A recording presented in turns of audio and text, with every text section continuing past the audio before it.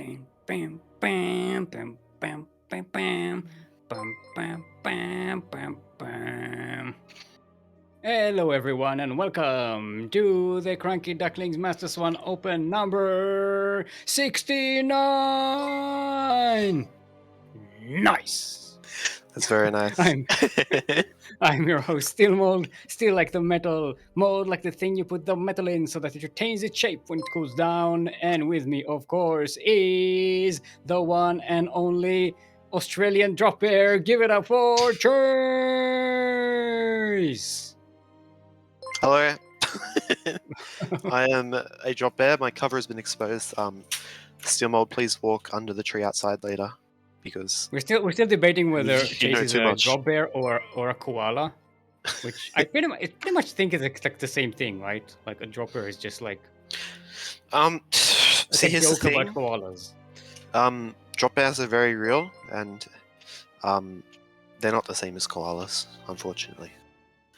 Yeah, be very wise if you ever come to Australia. Do your research on drop bears. Stay safe. Yes, get a helmet. All right, so we're going to start with our first series of the day, which is going to be Napolcochon versus AsherBro. Speaking of Australian drop bears, we're going to start. I don't know. It's a weird he's a drop bear segue. too? You know way It too much. was a weird segue. You know way too much. The drop bear society is going to be on to you. But yes, we have a ZVT, a bit of France versus Australia action on the first map, which will be Pride of Altaris. Yes. Very proud map. So let's get on to it. It's spawning in the top left position. No, wait. We have an ASMR intro redeemed. So, True. Do you want to do it? Let's get it cool. No, it's up together. Okay, I'll start. Spawning in the top left position. He is the pink Terran from Australia. It is Totoro, also known as AsherBro. And in the southeast corner of the map, all the way from the land of Falls, it is our green Zerg, representing Team GDA. Give it up for our champion, Napolcochon. Was that ASMR or just sexy? I'm not sure which. Steelmold. I am going to crinkle this bag of guitar picks. Chase! I'm going to squeeze this chicken into the microphone. Oh, isn't that the one with the loud? No, ruined. Oh, ruined. I think we did pretty good. Well done, team. Yes. Just the opposite. This is the wake-up call. This is the end of the ASMR. But yeah, shout out to Saundo for redeeming the ASMR intro. Shout out to Steelmold for reminding me. Yeah, and of course, 10 shout-outs to Lord Loken for these 10 gifted subscriptions, including to Chase. Chase, you got a subscription from Loki. I did too. Thank you very much, Loki. Very generous, very supportive of the CranKy Ducklings. We're so glad to have you around. Thank you. Yeah, he's up to, what was it in Jan? Let's scroll up. It was 545 gifted subs in this channel. And he's just getting started. Okay, talk about whales. This is a whale. This is not a whale. This is like a megalodon. What's the name of that big dinosaur? I know there's a like pleurodon, but there's like a bigger one, I think. Yeah, it's a bigger whale. You're not talking about me when I went swimming that weekend, right? Oh, Steelmold, we got a Reaper. It's gonna kill a drone. Is it gonna go? You killed the drone. That's the drone. Nicely done. Destruction. Devastation. Did Totoro scout the third base? No, did not. Yeah, so what you'll see, you see, judging by the path, you see he might have angled around a bit. So Terrans, they'll scout the linear third base to the north of the natural, and then what they'll do is they'll dip around, scout the triangle third, and then if they don't see anything, they'll jump into the main base. So you probably see Totoro, AsherBro here. He might look down. Actually, he hasn't. Maybe he just thinks that he's going to take this base here because He hasn't scouted this third at all. Maybe now Yeah. he will. I mean, I'm guessing maybe if Totoro kind of figures out, yeah, there should be a There third we base. go. Okay, there we go. Gets the verification on that, so should be fine. Yeah, and we were too busy doing ASMR, but I'm not sure. This is looking like a very aggressive kind of Hellbat Hellion push here, I'd say, from Totoro, and this hits very fast. You can hold it with Queens and Zerglings, but it's just a matter of actually scouting it. And you see, Napolcochon's Overlord is coming in, but this build I know hits Yeah. very quickly. There's already a Viking. Oh, the Viking is not going to intercept. Okay, okay. That should intercept the Overlord before it actually sees much. Ooh, there's an armory going on. It looks like they're going Hellbats. Yep, hiding the This does Marauder get as well. denied. They deny. Totoro denies the scouting there. So Hellbat. Totoro. It's a Hellbat Marauder mix here. Seems like. Yeah, with the medevac, he'd probably incorporate that Viking as well. Actually, little aggressive by Totoro with his Hellions to pick up some creep. Not a bad move, but normally with this kind of timing attack, you want as much health on those Hellbats as possible. But Yeah. this Viking is going to get a second Overlord, and Napolcochon, he's making 4 Overlords here. I was going to say he's close to getting supply blocked, but for the attack coming, he's going to have plenty of supply to dabble in. Yeah, look at the army supply though. This is tough. Totoro is going to hit right now, and Napolcochon just doesn't have it. Oh, it just rode up! Oh no! Oh, it's got 2 larvae. Yeah, this is gonna be rough. The queens are gonna have to carry.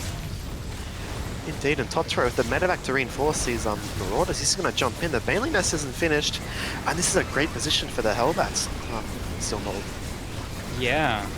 And see, oh, the medevac does go down, but the Hellbats are keep on pushing. Now, the thing is, the Hellbat, if it was just the Hellbats against the Queens could have actually held this, but the Marauders as an added DPS just add so much more, and yeah.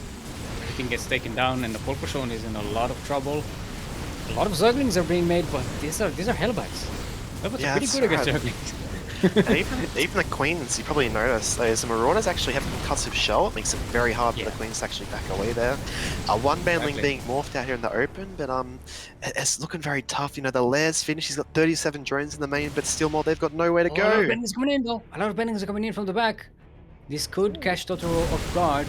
It's going to be costly for Napolcochon, but the bang is coming in, and decent splits, and all the bangs do go down, and a lot of Totoro's army is still alive here. Very low on health though. Napolcochon could. I mean, look at the worker supply. Napolcochon still has an economy. Yeah, that's right. Napolcochon manages to hold even a little bit. There's a chance. Yeah, Totoro is being very aggressive with this build. He's cut SCVs. He's actually not making SCVs behind. He's flooding a lot of minerals, third base on the way too. And if the Napolcochon can actually hold on to these units in the main with the 3 bases worth of lava, he's still probably in a reasonable position. He lost a lot of mining time, but given Totoro's...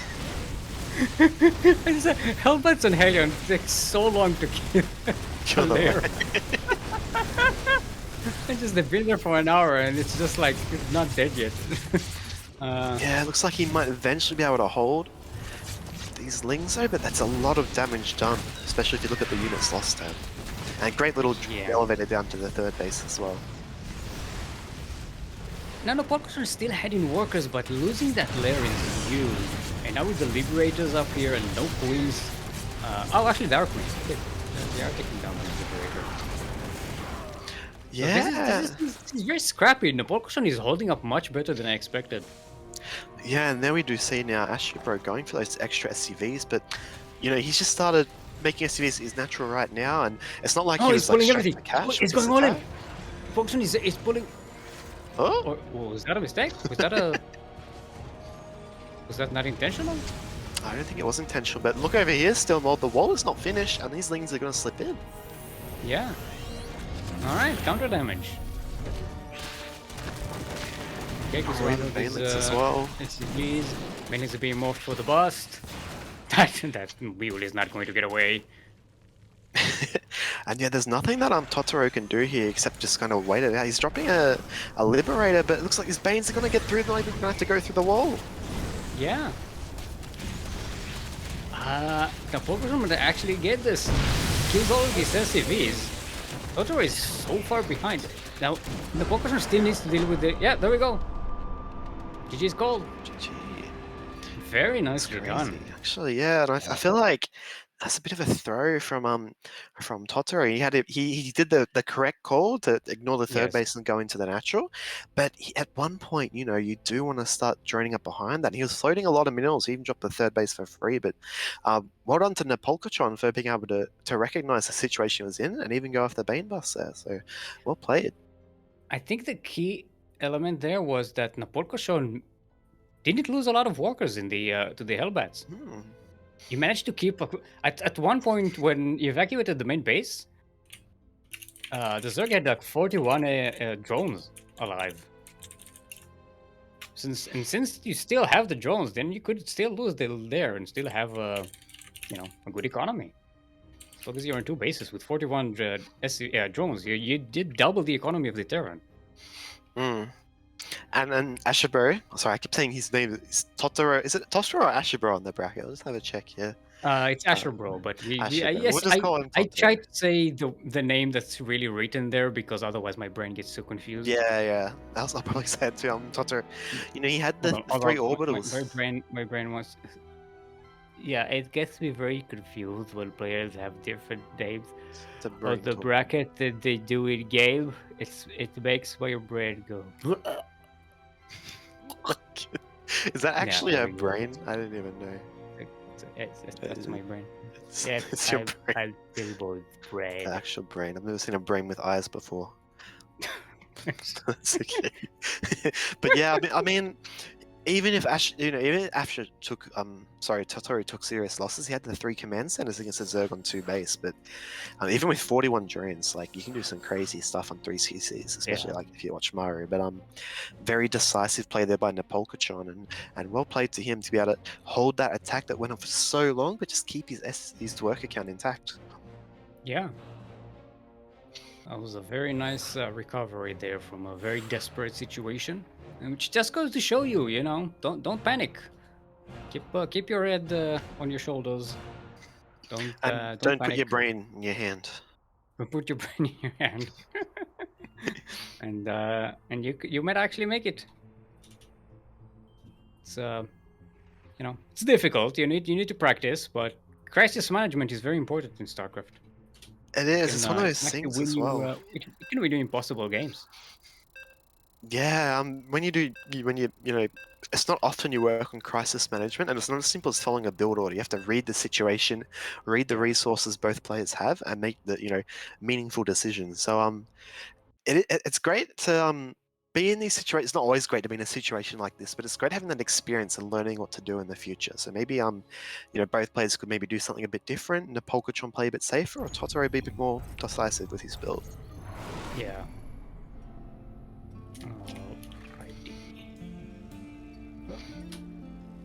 But yes, working. Oh, do we have an intro redeemed? No, I'm just failing to click on the right player to follow Kuro's camera. I'll kick it off. It's spawning on the bottom right position of this map. Curious Minds. It is the player currently down a map. Can he bring it back? The Australian Zerg from Platinum Heroes. It is Totoro. Did I say Zerg? Yes, you said Zerg.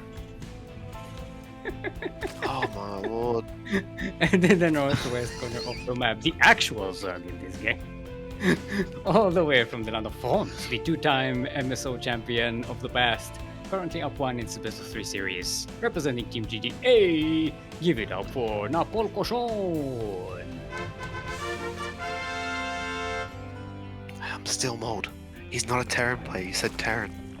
I did not. I said Zerg. I know. Definitely said I'm trying to make myself look better. Ah! But here we go. Kicking off here, we've got. It looks like, judging off this barracks position, probably expect to see a reactor or a tech lab add-on. You know, very common. Yeah, there we go. No marine or no reaper. What does this tell us from what he's doing? Steelmold. It means Totoro is playing pretty chill. We're resetting up a second base there. Nothing too crazy. It looks like Napolcochon is going for a third. No, I thought a little. For a second, I thought I saw a drone going into the going towards the third. Oh, there it is. Now it's going. And yeah, I'm looking at the minimap. I'm a professional caster. I look at the minimap. I don't need to actually look at the thing. At least you know what the races are, unlike me. Okay. I can read the minimap. But this is from what I'm seeing here, this is looking to be quite a Oh wait, what is this? Oh, I love this. He's a ninja Roach Warren. Oh my days. I'm not too sure how I feel about this position. Don't you need an overload to poop on it? No. No, you don't. So all you need to drop a building of creep. So when you place a hatchery, you get 4 little hexes of creep.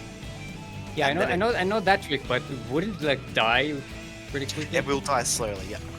But normally it doesn't really come into play here because it's such an aggressive opening and the game's normally over before. That kind of is a problem. But the problem here for Totoro, he might snipe this Overlord, but he's got no map vision because he skipped that Reaper. Yeah. Well, the Napolcochon gets a little supply blocked here. Well, supply limited with losing that Overlord. And actually, Steelmold, we have a 3 racks follow-up here, and I feel like, despite not scouting, this is a good, good counter. Good build. Yeah, it's a good counter. I mean, and also it's 2 tech labs, so you can pump out Marauders to counter the roaches. That's right. So this is something that a lot of high-level Terran players have been doing. They move out with their... They open with this reactor first barracks, they move out to maybe cancel or take out some overlords. So what you'd see is normally the follow-up would follow this path where these marines are going towards the third base, which will be cleared by overlords. But unfortunately for Totoro, the third base on the other side, and also he's not actually scouting his roaches, which is probably a good thing in hindsight, because he wants to hit these marines alive. Yeah. And Napolcochon is going with Burrow. I'm assuming he's just going to be Burrow. Do you need the left for Burrow movement? Yes we do. Here we go. There's a lot of marines. I'm not sure how these roaches will go. Yeah, combat shields and steam is already halfway done. Look at the starter stepping. Totoro is like, yeah, no, mate, you're not attacking me. Yeah. This is, wow. I don't think, 7 marines were lost, so that's, yeah, for 5 roaches, it's pretty good. Yeah, unfortunately, we kind of saw, despite not being scouted, maybe one of the reason that Totoro didn't go for that scout is he knew he's going for quite a safe opener. You know, that's quite a hard counter there, unfortunately, for Napolcochon. But I'm curious to see what he's plans to do using this burrow. Maybe go for some burrow banelings. We do have a baneling nest in the main. But yeah, I'm not sure if he's gonna, how he's gonna go. If they're gonna be out in time to hold this push. I mean, if Totoro is getting overconfident and thinking, you went roaches, you got nothing else, I'm gonna win, and then goes up the ramp and pulls a Miomaika and just everything goes away in one baneling. There's still a chance. Yeah, and actually here we saw those marines following the path of the earlier marines, but no third base here. Totoro did not get the scout off, so is he going to turn around? Is he going to commit? It looks like he's going to commit here still. Oh, the Napolcochon is behind him.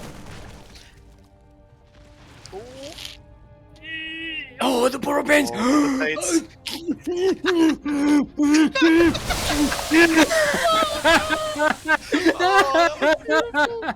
It was the most obvious bait too, just like 4 Zerglings. It's like, come to this wall, there's nothing between us. Oh man, what a hold. And just like that, Napolcochon's brought himself back into this game. Hold on, I need a cigarette. Ooh. Ooh.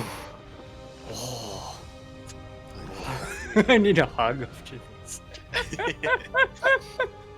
I need a cuddle. This is This was too much. All of them died. They all just There's died. like one Marine left. It's like, you know, you always leave one alive to kind of Tell the tale. tell the king. Yeah.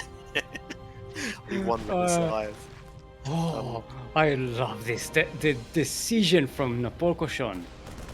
Again, the crisis management. Realizing, oh, I have a bunch of Marines coming in here. I can just bait them. Yeah, it was actually very well done there. And as we see now, he's being very proactive with these lings burrowing at the third bases. So not only is that denying the base, that gives him the vision. You know, this Terran is on 2 bases, and he can adjust his plan accordingly to what the Terran's doing. Yeah. And Totoro is setting up a big drop here. Still has the much higher army supply, you know, producing on a 3 racks economy. Now getting to a 5 racks. Yeah, This is a tank here as well. Napolcochon is it's gonna be tough to deal with this. Even though Napolcochon sees it coming with the overlords. I'm really kind of curious with Totoro. This is position. See, if you see a little ledge where the cleaning bot is, if you put a tank on that little point there, you can actually be in vision of the hatchery. But again, Totoro hasn't scouted the third base, and again, maybe he's just confused and thinks that Napolcochon's going for a 2-base play. Because this kind of move out, maybe he just wants to be aggressive to the main. And there's Totoro lifting up into the main. Napolcochon comes in from behind. So after the army is going to go down. No, actually no, it was lifted by the Medivac. The tank does go down, so this is limiting Totoro's siege ability here by a lot. Yeah, that's right. Pretty good engagement by Napolcochon, all things considered. He's actually going to push Totoro back here. But I'm not sure if he really needed to take that fight because Totoro wasn't really threatening anything. Maybe with that tank, maybe he could barely reach the ramp. But all things considered, he could have just, you know, chilled out. But the fact he cleaned it up is good in its own right. And he's now made his +1/+1 finishing up against Totoro's only +1 attack. Yeah. It's a good counter for these shield combat shields. I was about to say shield batteries, but that's the wrong shield. And Napolcochon is switching it up, getting. Ooh, look at that forward base. I was about to say Napolcochon is double expanding, but this is serious. This is not just double expanding. There's a creep highway halfway to this base already, and now it's just in Totoro's face here. Yeah, that's right. Actually, we see Napolcochon. Not too sure about maybe a little retention by Napolcochon though. Oh, yeah. I think Napolcochon realizes, yeah, there's too much Terran here. Yeah, I think something that was pointed out by our observer today, Kuro, and Napolcochon is going to be going for a Hydrogen, maybe Lurkers behind that. But at the moment, I think he's just struggling a little bit just to spend his resources. He's got a couple more hatcheries coming down, which is always a good idea. Yes, do we have some borrowed? Yes! Something Napolcochon doesn't have bending speed! Oh no, you're right. Oh man, it's gonna make holding this quite difficult. Napolcochon just started it! Borrow the Banes! They need Bane speed when you can borrow. They need... Oh no, look at them. They're so slow. The tanks are just destroying them. Man, Totoro, it's like he's gonna be able to get this third base at the very least, if not kill his opponent outright. And I think this could be the beginning of the shift in this match. Look at the army supply, right? 3-1. Yeah. This was... that Bane connection, that borrowed Bane connection, bought Napolcochon so much. It was wonderful, wasn't it? in the end, just that. This is how important Baning speed is in this matchup. Yeah, now we have a look at the supply. You know, AsherBro is almost doubling the supply of a Napolcochon. He's got a very large army, securing a 4th base. And while Napolcochon does actually, well, technically he has 4 bases standing, the 5th on the way. Look how isolated they are from each other, Steelmold. Yeah. Oh, the Banelings on the ramp though. Oh no. Totoro doesn't know about the base that's next to him. No, he actually doesn't. Actually, a run by what's it? Looks like a Ling might annoy this tank at the 3rd base. Gonna get shot down. Keep move, maybe just using the hatchery for Ling run bys, and actually that's what he's doing. But I think in this position, you know, it's looking very difficult for our. It's very weird. Yeah. Yeah. Also, there's no queen there, so you don't have a lot of lava. It's very It's not exactly the most useful situation. But Lings here we do go. get into that third base. They do again. They actually made some kills because this the tank has moved Okay, out. there But comes the meanwhile, Banes with the Bane speed and the Zerglings from the back. Nice sandwich there. that was Napolcochon. actually very well executed by our French Zerg. You know, distracting the Terran at his own third base and going for such a 6 around. He manages to clean up the army. But look at the army supply. Yeah, that is another army on the way. These Hydras are going to say hello and nope out of there. And even though a Hive is on the way, Steelmold, I think the Napolcochon needs like 5 more engagements like that one before they're even. Just 4 banelings underground, mate. That's all he needs. I mean, yeah, the bird bane. Look, when you see have the borrow, bird banes is really. But see, Totoro is super vigilant about it right now. Yeah, maybe Totoro will see the Lurker Den finish and GG out because I heard Lurkers are a win condition for Zerg, but you know, maybe he's just going to attack before the Lurkers get out. Oh, and actually the Lings have completely cleaned up. 20 SCVs down at the third base. Wow. Oh, nice. That's a great move, but back at the side. So now they're even in worker supply, but the army supply is now what 4 times. Yeah. Almost 4 times that of Napolcochon for Totoro. Yeah. I don't think lurkers are that good. Yeah, I'm not sure either. That is said, as we point out, the worker supply is pretty even. If he can deal with this army, he could maybe claw himself back into this game, but as you said, you know, dealing with this army is the problem. But here comes the banelings now. Okay. So even though with these connections, there are still tanks at the back, all the Marines need to do is just back away a little bit and the tanks will take care of the Banes. And Totoro can now move the tanks along. Oh, we got 2 lurkers still mold. They get scanned and almost immediately die. 2 tanks. Oh man. GG's called. And we have ourselves a sideways 1-1. Otherwise known as an ace match. Ace match. Now, Steelmold, I have a question for you. Yes. Is it considered a reverse sweep if you come back from 1-0 down in a best of 3? Yes. It is? Okay. Yeah, it is. Technically it is. I mean, yeah, technically it is. Not a big one, but it is a reverse sweep. But I was saying the 5-head banelings can't be mad at that. Yes. And yeah, we even have AsherBro putting in the chat, you know, the 5-head banelings can't be mad at that. Even he can appreciate the brilliance that was that move. Yeah, all the Marines just disappeared. They just immediately turned green and just whoosh.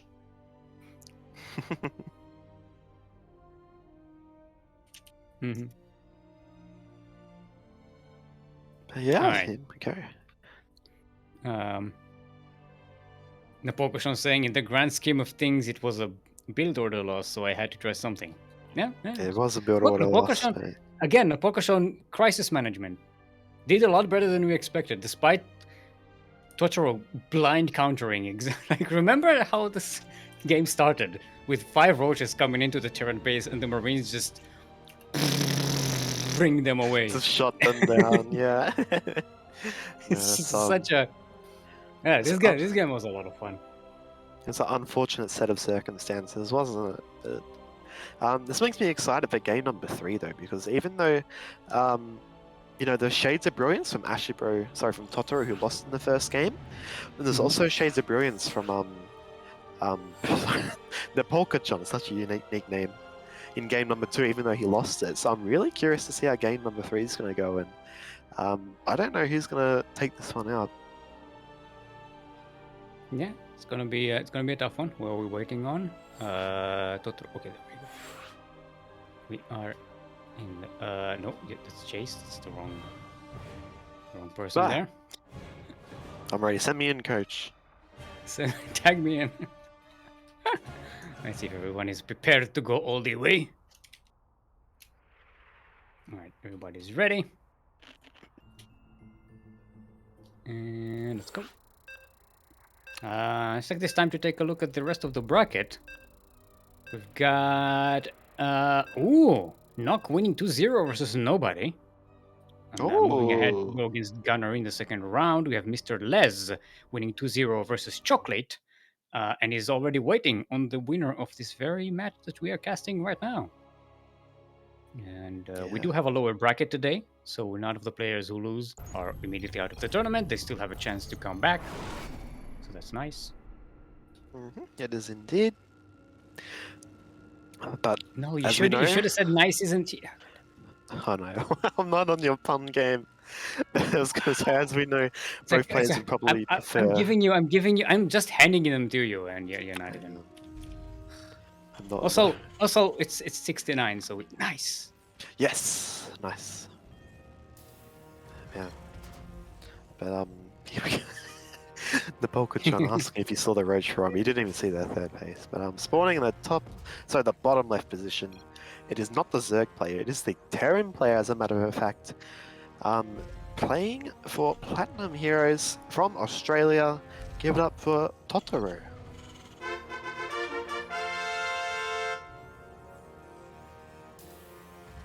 And in the northeast corner of the map, the two times MSO champion, all the way from the land of France, representing Team GDA, our red Zerg is in fact Napolcochon.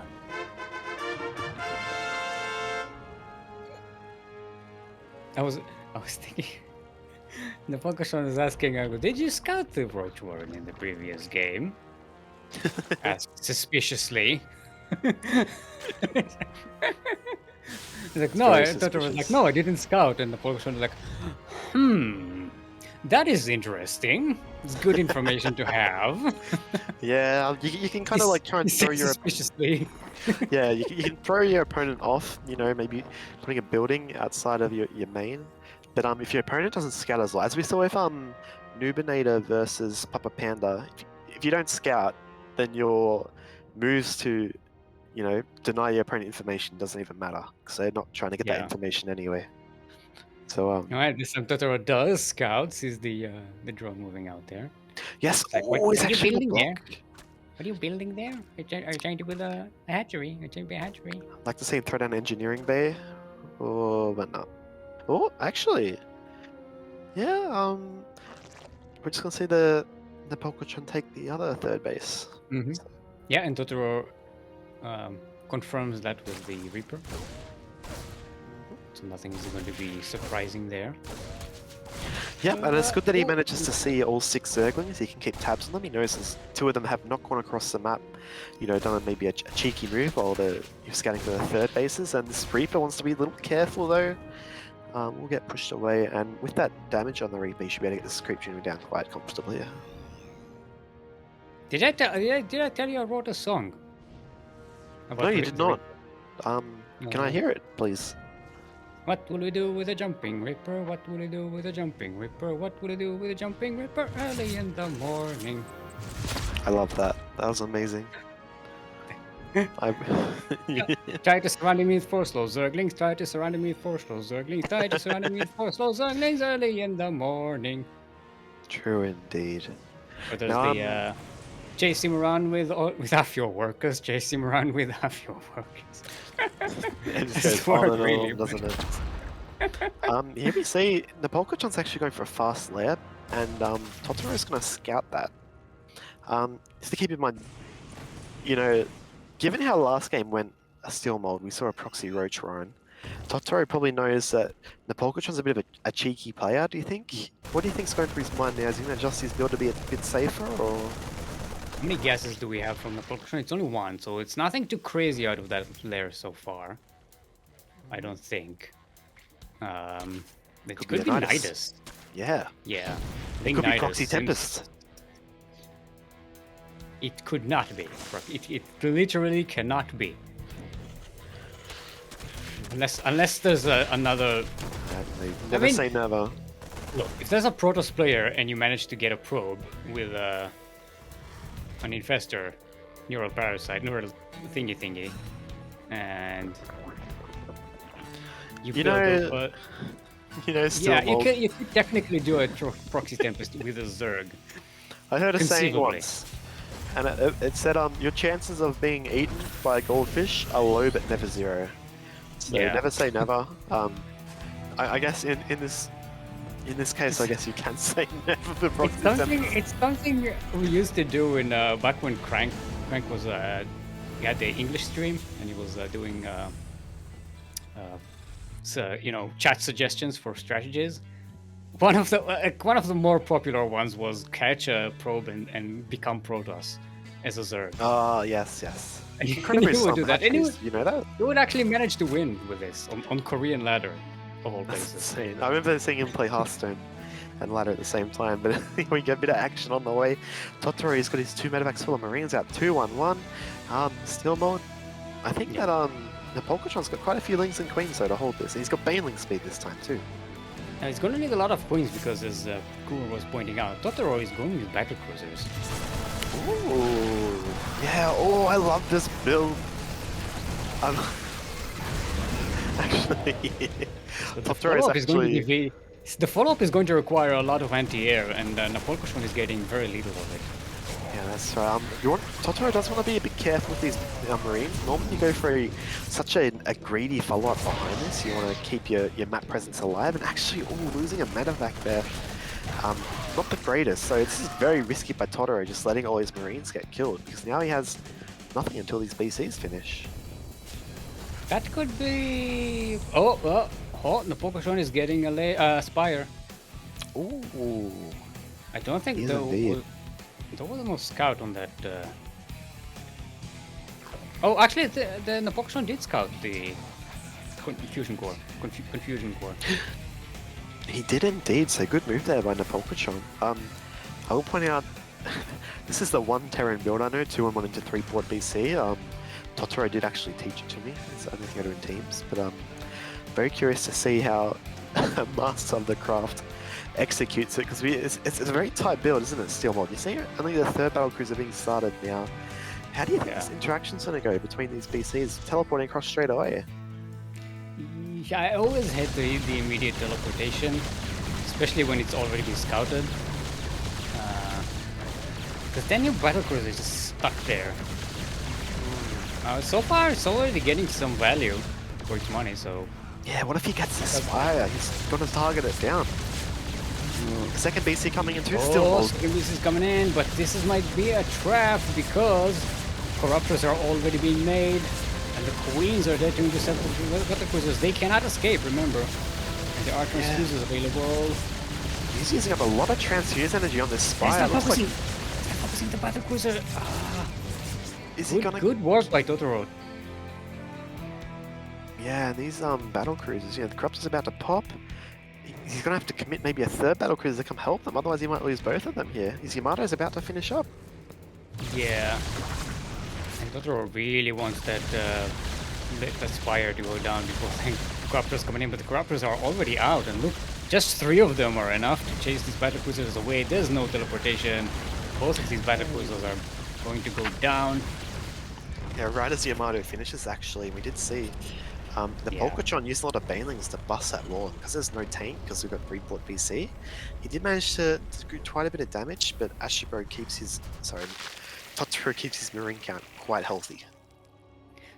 Yeah, the thing I like about battlecruiser and why I think battlecruisers are a lot more useful in TVZ than any... They're pretty much the only place where they're useful right now. Even if they don't work as an offensive, they're really good defensively. Fantastic against Zerglings, Banes, anything. They're real good killers of Zerg units. They Just are in indeed. general. And especially with that Yamato and that teleport away build, you can just, walk in, Yamato a Corruptor or 2, and then just teleport back home. And it's free damage, really. So it'll be interesting to see if Totoro commits. Looks like he's going to commit to these battle cruisers, or if he goes for the transition. And meanwhile, Napolcochon's just massing drones still more. He's just going up to 73 so far. Can also use them to clean creep very effectively and safely. Yeah, here we go. Yamato's on the queens. And That was very close. And Napolcochon is going for a counterattack though. Is Totoro actually ready for this? Oh, there's a lot of banelings. He's got no tanks still, so this could be a bit of trouble. He's morphing more banelings in. These beasties are a little bit Morphing out of all position. the banelings, not more banelings, all All of them banelings. into banelings, yeah. Full on banelings, all day. They have speed and they have +1 attack, so they're pretty buff. Oh, and Totoro's moving his arm. He's clumping it up. These Oh, Hellions aren't going to see they're this. moving out. Oh, yeah, they do. Ooh. First playing Zagara. Panic! Marine Split Simulator, SCV Split Simulator. And Corruptors in the main as well. yeah, and the Corruptors are jumping the battle cruisers. And one of them is actually going to go down. Second one should actually go down as well. Oh, the Marines are coming in to help provide some firepower. He's gonna say it, yeah. And this is actually it's quite big for Napolcochon because Very. the lower he keeps that battle cruiser count, the more time he has kind of until that critical number, that critical mass. And when you commit 3 starports this early on, you want to get that battle cruiser number up high straight away.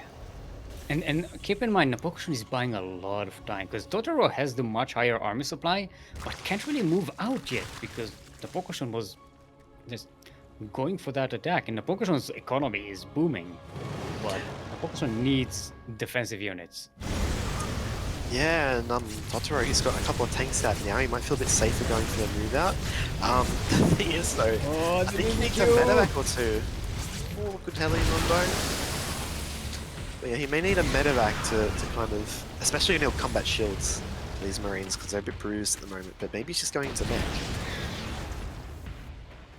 Run Hellions, Yeah, right? I think Totoro is a little bit confused, I think, in terms of like the build here, because there are 3 factories, 2 barracks, but there's Stim, and now 2 more factories coming in. Yeah, I think Totoro just now decided to commit to mech finally.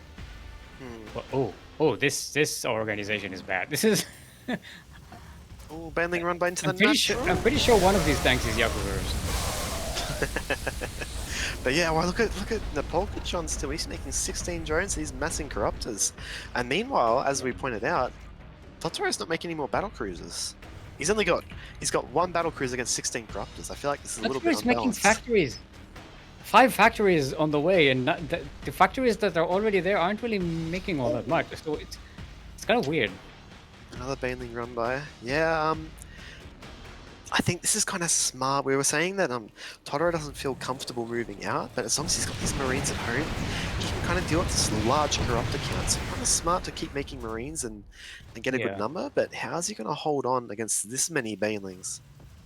There's a lot of Banelings far. Considering it's a mech composition that Totoro is going for, Banelings they don't trade very cost effectively. I say that, but yeah, no. But yeah, a bit of a misstep there by Totoro. Meanwhile, a run by into the 4th base as well. It's going to force a lift up. This battle cruiser padding the stats, Steelmold. He's got 15. He's a captain now. Yeah. It's going for the easy kills here. Most kills. Yeah, he's getting. He's like the cherry picker. The one who just sits at the goals in a sports game. Yeah. He's just farming. Just farming. Just playing. That battle crew is just playing Heroes of the Storm here. Oh yeah, I hate those kids in school. Stealing the goals. Do you know what's a funny sound? The sound of a Yamato cannon that charges up and then it dies and it does nothing. I don't know, I find it funny. Like, oh, run by into the 3rd base. His tanks here. Yeah, Benning's getting the mineral line. And actually, there's not much support for these tanks, so he might actually lose quite a few of them. Ooh, they're getting lost. Oh, splash damage is doing a lot. But this is deceptive because remember, Banelings are very expensive in terms of gas. So these attacks, they do a lot of damage, but they cost Napolcochon a lot. Yeah, the Banelings are very supply efficient, but they're very expensive, as you said. And when you couple it with this many Corruptors here, it's good he's finding ways to make use of them. There's still not a lot of anti-air, but the Marine count's actually quite healthy. So yeah. And we got a Link main Corruptor versus Mech. Yeah. Oh, Ultra Ultraden, yes. I don't know. How do Ultras go against Mech? How well did they do? Chase? if you're ahead, if you got the momentum, they can be decent. But they're normally not a unit you want to kind of change into, or your opponent's just massing tanks and sitting back at home. So curious to see if he uses these for map control, or if he's just going to try and do a huge swallow of an attack. Crafters coming in again on this third base, and they might actually get it this time. So. There's no repair. Oh, too late for the repair. Nice snipe there by Napolcochon. Definitely worth a couple of corruptors. I like all the SCVs sitting around, and one's just like, all right, guys, don't worry. Come on, guys, we can't just sit here. I'll get to work. I'll build the next one. Yeah. Like, fine, I'll build it. I'll be the one. Because he drew the short Going to stick. come out of my budget. Right. Yeah, Alien drive by. No is blue that flame, blue by the flame? way. Oh, yeah. No. No. I'm Yeah. surprised. Usually when you go make like that, blue flame is super effective. I see it. There we go. Blue flame on the way now. Steelmold, I see a swarm host. Is it a commitment or is Yeah, it a swarm host? I saw it and I was like, let's not embarrass Napolcochon. I do this all the time. It normally happens when I'm struggling to survive and I'm F2ing my army. There's one just appears, but Yeah. But yeah, these corruptors have been quite a bother here. Napolcochon's playing this really well. Cutting off another Hellion on that. Yeah. Again, Napolcochon surviving longer than we expect with this situation. Look at the units lost tab. They're relatively even considering Napolcochon went with Banelings, which is a very non-cost effective or very, I say, resource loosey strategy. Yeah. You know what I'm trying to say here. Just Yeah, I know. the right words in your brain and and finish the This happens sentence. to the best of us. But I'm guessing a lot of the velocity sources, by the way, are the 6 battle cruisers. Yeah, that's right. If you can look at the gas, it's most of the gas is just the battle cruisers. Oh, these Banelings when they get on top of these Hellions, decent cleanup, but there's still a couple of Marines alive still mold, which means yeah, honestly I wouldn't mind a Broodlord transition. But Ultralists, they can be good in this situation, and Totoro is very deep on creep. Now his open is a plus with Carapace and with Chitinous Plating and Renal, what's it? And they are just tearing through these decks. Yeah, they are. Even in the choke point, the upgrade's looking very good. 5 armor for these Ultralists, and Totoro's going to lose his entire army here. Wow. Yeah, they have the speed upgrade that lets them run fast off creep as well, so they can chase the tanks. And now the Broodlords are coming. Yes, but unfortunately, we've also got 6 Thors coming at it. Oh wait, the Brood's already here. I was gonna say there's 6 Thors coming at a time, but yeah, I don't know if he's gonna be able to hold this many Broodlords. It is too late. Oh, sniping that tech lab as well. So it's factories. Yeah, there you go. GG's goal. Totoro realizes it's just too much. And where's my flag? Where's my flag? It's my tish. So wave your flag, just wave your flag, GG. I need an actual flag, don't I? There we go. They cost like I'm wearing $2 on Amazon. That's okay. So GG, Napolcochon taking that game very impressively. Really good play there in game number 3. Unfortunately for Totoro, he's very tricky with his plays, but the BC transition didn't quite work out with those warp-ins across the map when the Corruptors popped. Very exciting series. A lot going on, wasn't there? Steelmold, what was your favorite part of it? It had to be the Banes, right? The board Banes. What are you talking about? I mean, the 2-1 in the my heart is still fluttering. Yeah, I have to agree. Those Borrowed Banes were amazing. Just the 4 Lings, like, we're right here, we can run away, but we're not gonna. We're just gonna go back and forth. It's not just it's not just the satisfaction of them all. It's it's multi-layered. First of all, it's the fact that Napolcochon was behind and kind of like at the last second figured out, oh, this can work, and then did it away from Totoro's vision, then baited Totoro with the Zerglings,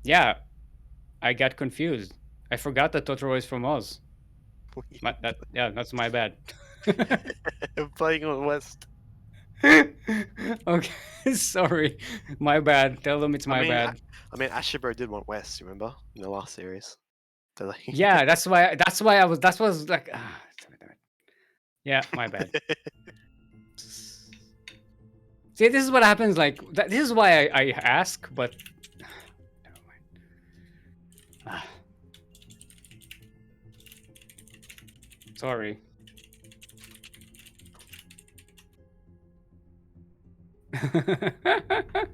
Terran's never happy as a match. Yes. So now the different debate. SG or Oz, because this is a best of one. Ooh. Wait, why did Totoro leave? Is it a best of one? He requested to join the parties.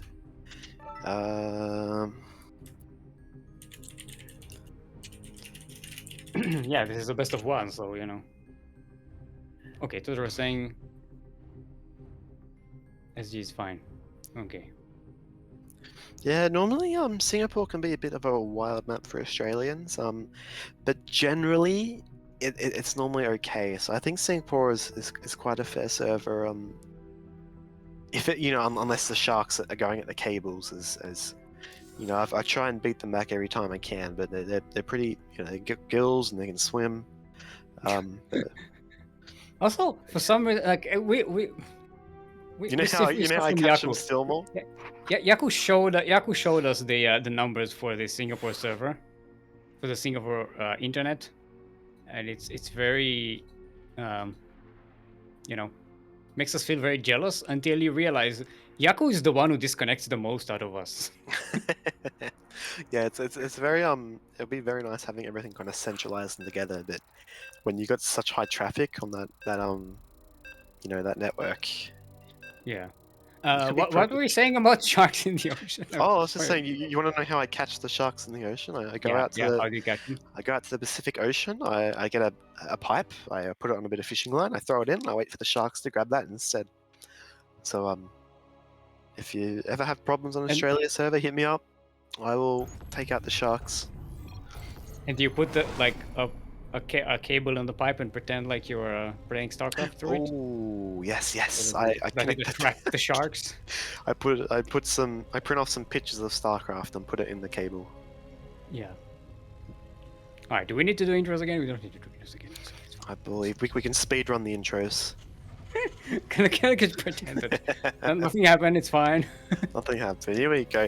First game of the series, which we professionally knew from the start, we're going to put on Singapore. It is our Terran player for Platinum Heroes. It is the Australian Totoro.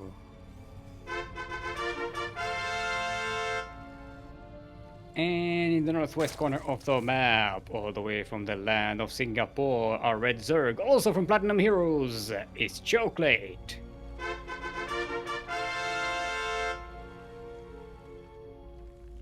Man, I love the little swaying moves Kuro's doing.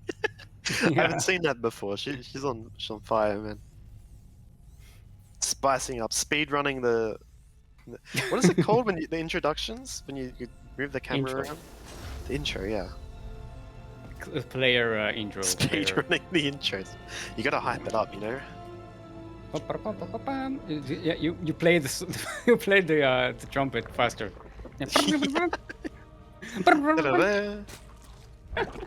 Oh man. Check it out. As you said, this is going to be a Platinum Heroes team kill. I think Platinum Heroes is quite a global clan. Players all over the world. That is shouting at me in chat for messing up the server selections. Light. Oh man. I know the server rules. Light. It's look. It's Light taught me something, Steelmold. He taught me you always stick up for your co-caster. That is why I'm gonna Funari him in chat. Yeah, thanks. There we go. There we go. Got my back. The student has rebelled against the master. That's my koala. That's my drop bear. That's it. We have become too powerful. You cannot contain us. The drop bear and the goblin. But yeah, here we go. We've got very standard build order here by Cheoklate. He's going for Overlord before third base, delaying that link speed.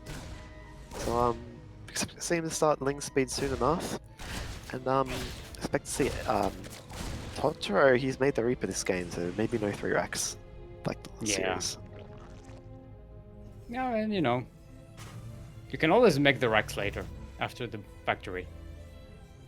That's what I call the 1-1 plus 1-1.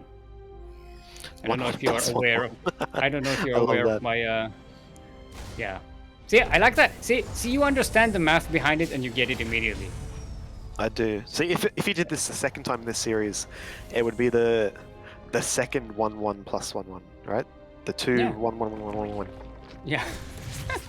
See, you get it. And people in this clan have been making fun of me for years for my totally logic, fair, and math. You're starting to rub off on me, Steelmold. I'm starting to understand you. I don't know if that's scary or a good thing.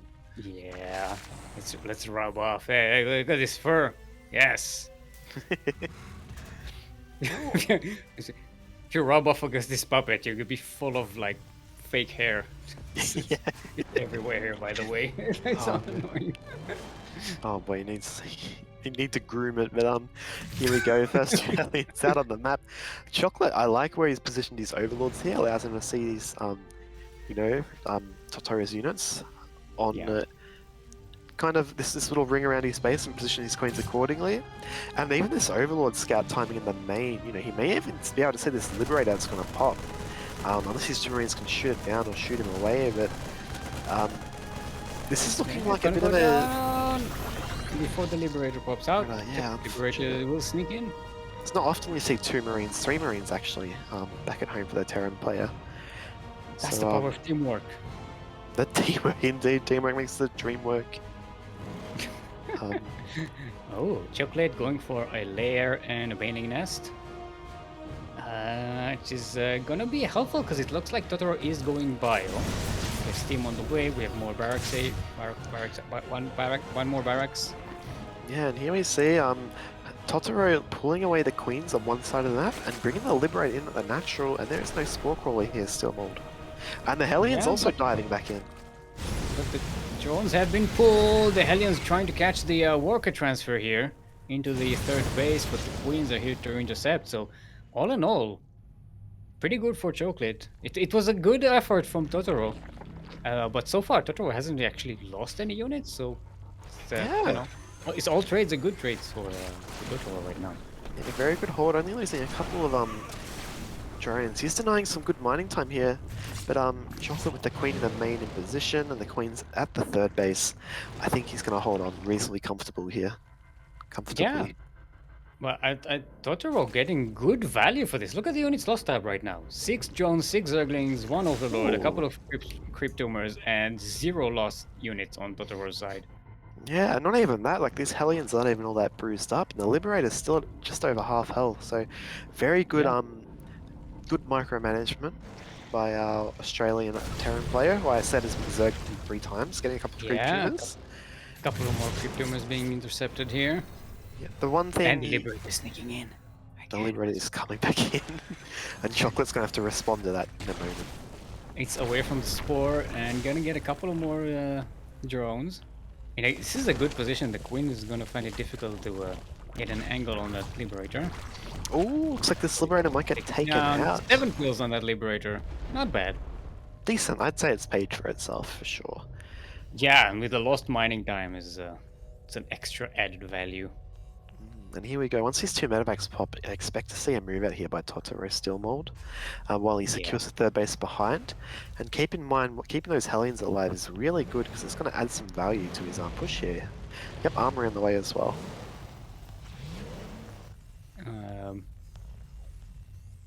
Trying to think. The Cheoklate is not making army units. And Totoro is about to push. Yeah, he's teching up. He's getting upgrades. 63 drones. He's spreading a lot of creep, and creep is brilliant. But you need some army when you're trying to hold an attack.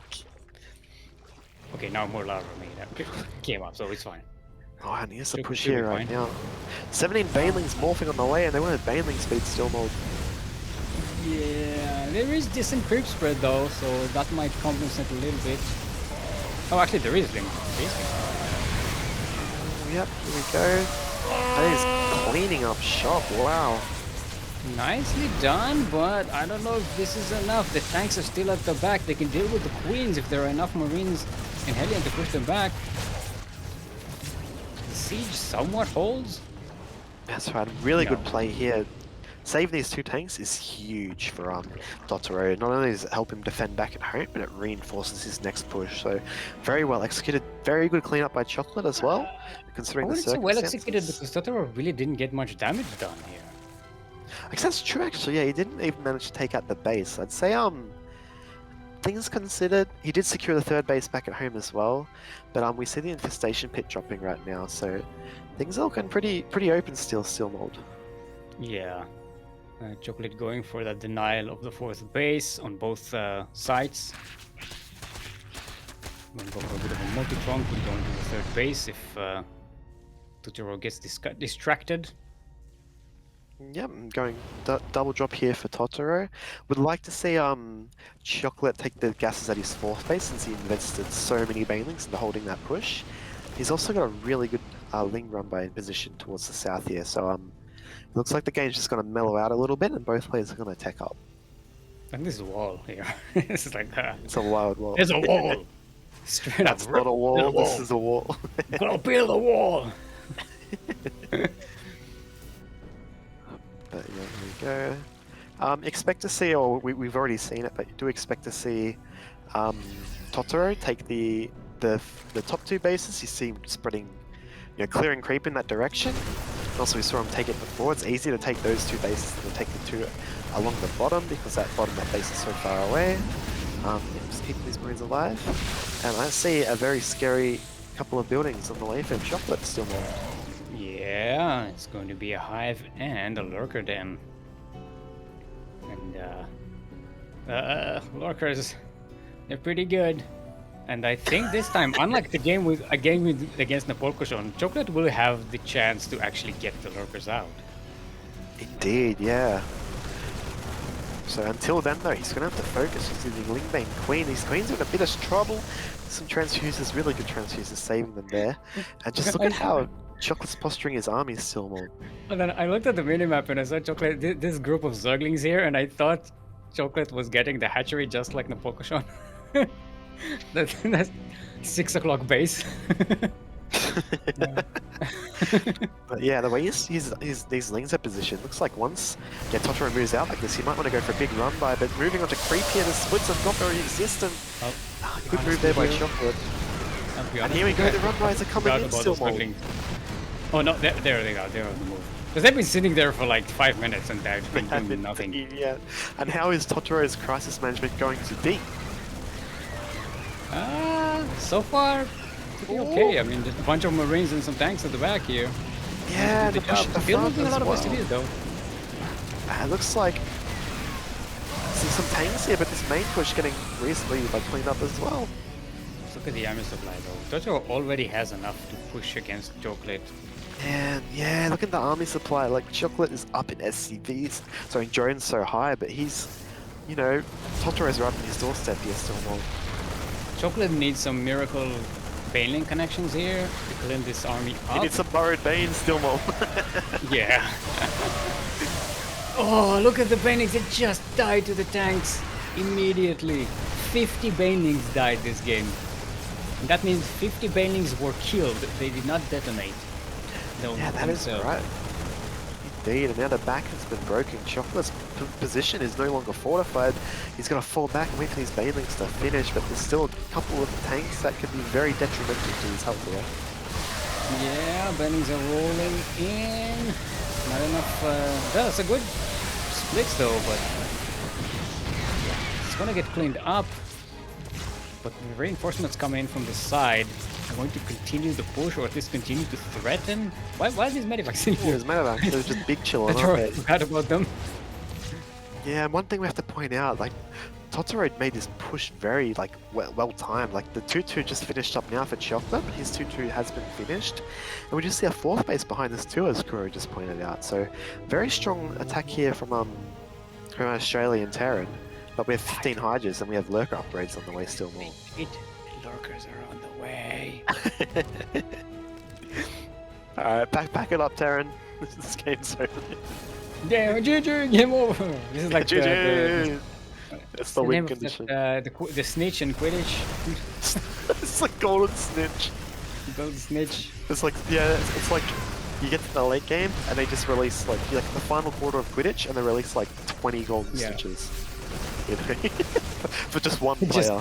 Just skin you from on the ground. It's exactly like golden snitch. Yeah, exactly. But yeah, actually, I'm not going to write off Cheoklate's position here because as we pointed out, he had a very healthy drone count, and lurkers are phenomenal units. Righty then, here they come!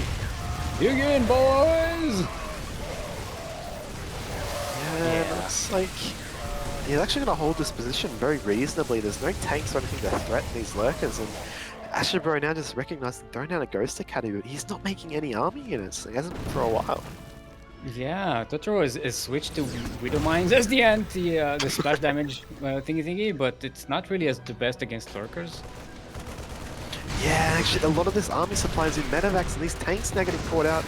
This could be a death blow here, Steelmold. Yeah, Cheoklate just needs to continue on pushing. Maybe Siege of yeah, there you go. Siege a little closer as well. Get the tank, get that orbital command, start to munch on SCVs. Yeah, but meanwhile, we've got drops going down at 2 of Chocolate's bases. AsherBro just really needs to kind of hold here. So so much economic damage, 34 drones lost, and he's got some Liberators now to push these lurkers back. Yeah, but keep in mind, if Cheoklate manages to destroy this 3rd base and then the 4th, Totoro just doesn't have any mining left. That said, Totoro does manage to push away the lurkers with the Liberators. And there are some ghosts on the way. There's a Ghost Academy. Yeah, that's true. Finished. Yeah, there's a couple lurkers. Don't you start. CTM. But now, if you look at the production pattern, you've got Marauders, you've got tanks, you've got Liberators. Like, it's looking a little bit more comfortable here for Totoro. But this, you know, you can't lift up planetaries and these lurkers because really threaten this 4th base. Yeah, and the surround with the Zerglings, SCVs can't even get to repair. Yeah. See, this is what I was talking about. This was the fresh mining base for Totoro. And now, it's a problem. When 22 SCVs go down, economically, Cheoklate is in a better place. Not the best of place. I mean, it's 44 drones at 15 minutes into the game. It's not the best, but it's better than what Terran has right now. Yeah, in a situation like this, where it's quite even, you know, there's a drone advantage for Cheoklate with R3 CCs. Oh, getting both these jumps really good in the main. There are 3 CCs for Totoro, but you kind of have to look at the standing armies of both of these players. And looking at the armies, I'd say one army has lurkers still more.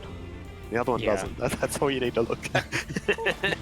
I mean, there are Liberators, there are tanks, there are Ghosts now coming up. So Totoro has options, and you know, if the Zerg gets overconfident with the lurkers, one bad burrow in a bad position can really lose you the game.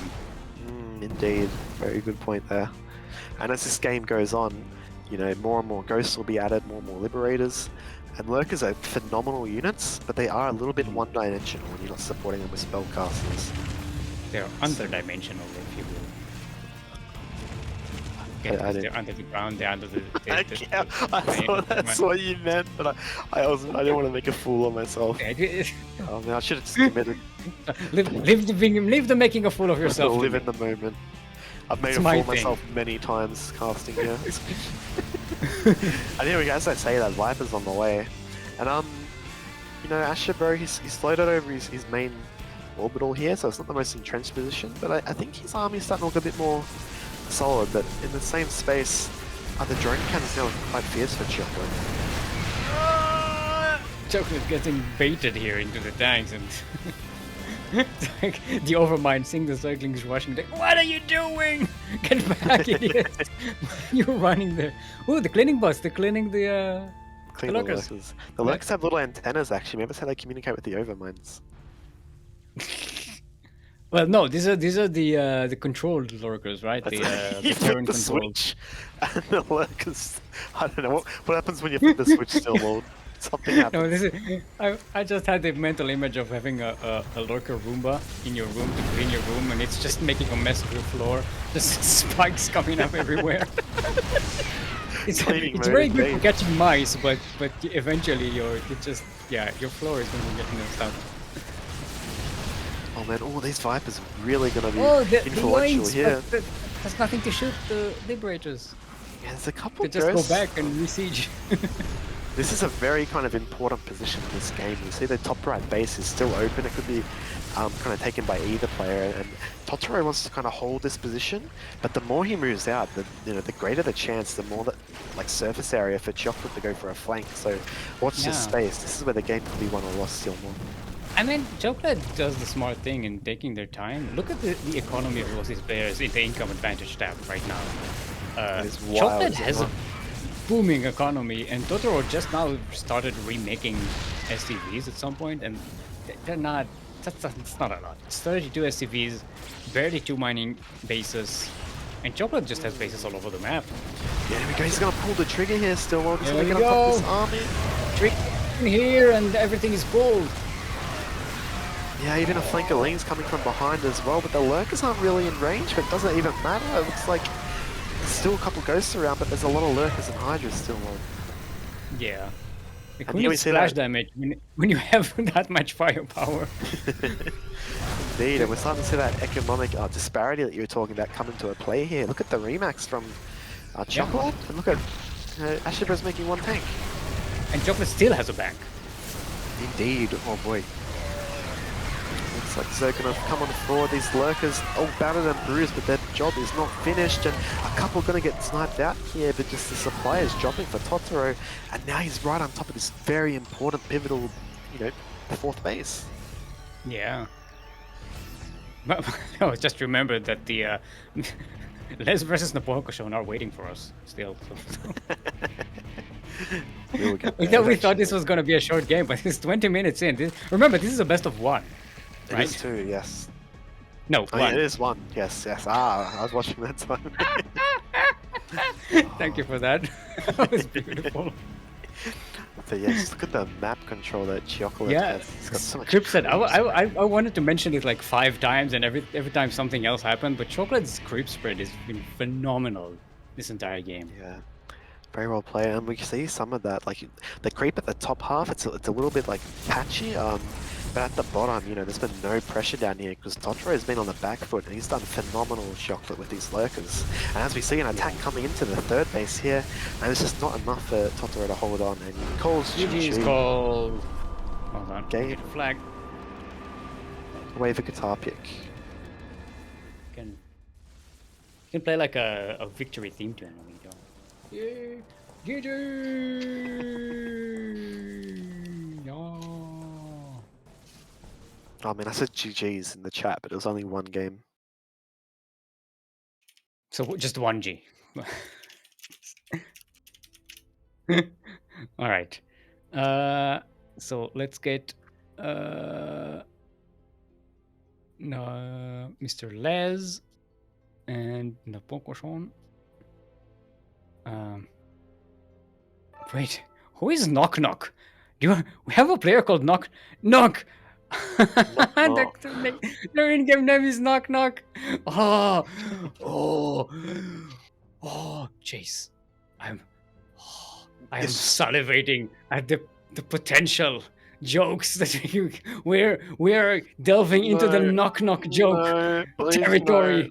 Oh, forget Please the no, I puns. can't. I won't be able to deal with it. Forget the songs. We're going into I KnockKnock will not. jokes. Oh, no, I won't be able to.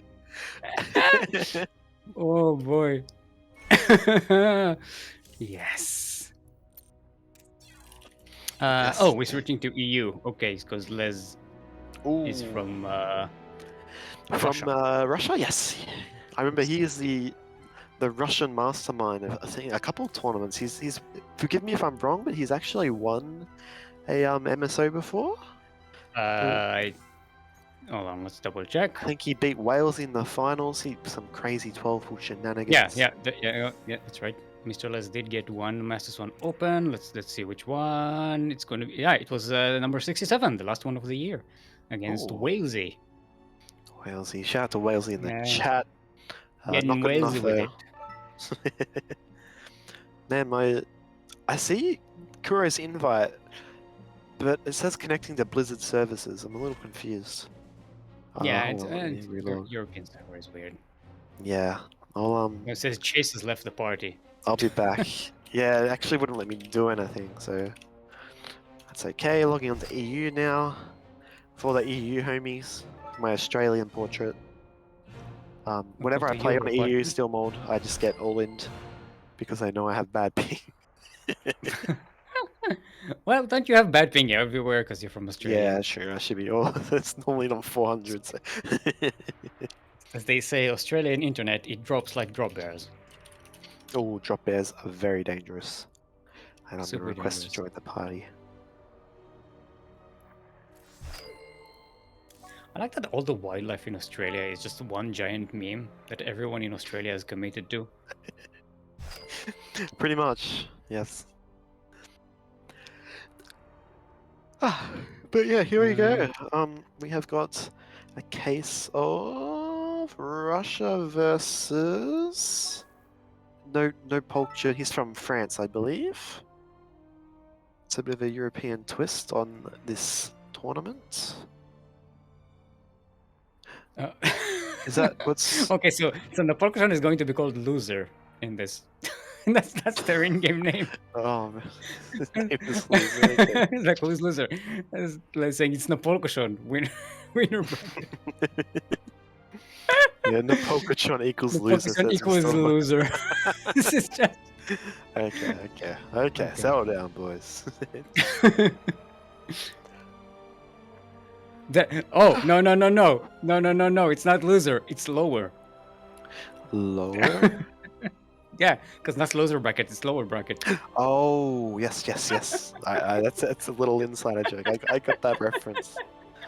But yeah, actually, G-Dat versus AdStar. You wanna get me a party leader, or do you want to set up? I don't trust him. He'll somehow put us on the Brazilian server. Wait with the crown. I never make mistakes making lobbies. Forget the evidence that's been presented in front of you before in the past. All right. But yeah, cool. Another cool aspect of these Master Swan Opens, we get players from all over the world. Very cool to see. And there's also a bit of national pride going on as well. You know, sometimes you play against someone from America or someone from Korea or from Europe, and you really want to, I guess kind of do your best. So, yeah. In this right, case, so this is ZVZ as well. ZVZ going into a Berlin grad, so this could be wild. Steelmold. Yep. All right, these players have been waiting enough. They're both ready. Let's get right on to it. Indeed, we'll have Hans call. I'm going to say it as well. I'm peer pressured because everyone else said it. And there we go. We're going to be going into MrLEz of Fire versus, I don't want to say loser, versus, I forgot his name. Lower. It's lower, it's fine. But yeah, here we go. This is so much fun. I love playing with player names that are like funny. I don't know. It gets me. It's super entertaining to me. It is, yeah. I can see what you mean. Just never gets old. Even long after the joke is not funny. This is where you say true. No, True's a Zerg player. Yeah, goddamn. True's not either of these players. I was setting it up for you. That's okay. Here we go. Jumping into map number 1 of round 2 on Berlingrad. Spawning in the top left position, it is our French Zerg player. His name is Loser on EU, but he is Napolcochon.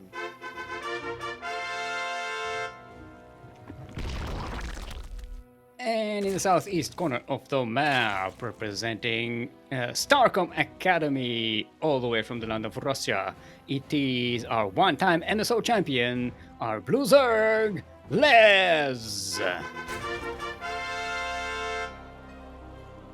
known by the full title MrLEz of Fire. MrLEz. Off fire. It's not off, not on fire. It's off fire. I must apologize. I'm not too familiar with some of these European teams. Do you know what GDAT stands for Napolcochon by any chance? GDA. It's a GDA. Oh, okay. Team GDA. Team GDA. What's the team in? The GDA is it's something in French which I've been told about, and I could never pronounce it right, so I've just abandoned all hope. Like I just say Team GDA. One small thing I just noticed as Kuro was having a look over Napolcochon's base. He was actually banking 3 lava for about 15 seconds, 10 seconds or so. Not the biggest issue, but normally that means that he has 1 less lava, because once you hit 3, right, the lava doesn't like spawn anymore. So maybe a small mistake there for Napolcochon, but nothing major. So. No, major is called special now. Oh no, don't. Oh my god. Yes! Got him! Got him! Be careful what I say. But yeah, what do you think of No, these? don't be careful. This is entertainment. What do you think of these 6 Zerglings? Nice. They're nice. No, nice as a Protoss player. Yeah, denying some running time. Oh no, it's a time. Oh, you didn't say time as a Chinese player. You missed your chance. You didn't give me enough time. You didn't even give me enough time. I'm losing it. Oh, I can't do this.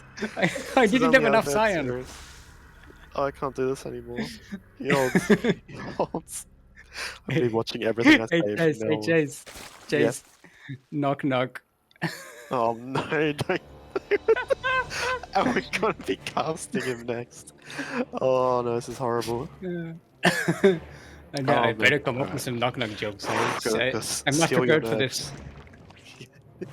And we've got our Overlord under fire here. Overlord not off fire, it is under fire. These 2 queens should be able to seek it out, yes. And actually, if you got on that pillar, you might have been able to save it. But I'm sure when you're thinking, you know, a lot of things going into the 3rd base, the Bane nest, droning, injecting. It's easy to oversee that site. Oversight? Oversee that. If you have an overseer, it's easy to see. Otherwise, it's easy to overlord. Indeed. But yeah, what do you think of this game state so far, Steelmold? We got 2 base opening for Roach Run versus 3 base with the Bane nest. Yeah.